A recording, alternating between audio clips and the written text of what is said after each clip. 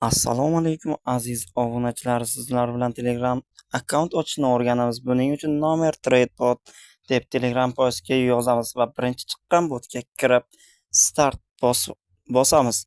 Start bosgandan keyin sizni qabul qiladi, roziman deb bosish kerak. Keyin barcha davlat raqamlarini ko'rishingiz mumkin. Bu yerda arzon raqamlar ham bor. Biz Bangladesh nomer tanladik.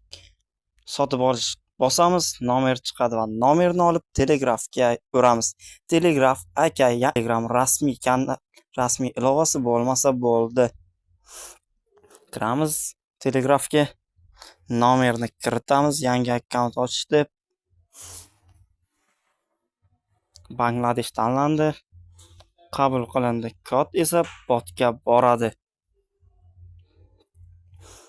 Bu yerga esa botdan olingan nomer, ya'ni kodni kiritamiz. Va ko'rib turibsizki, sizda yangi Telegram akkaunt ochildi.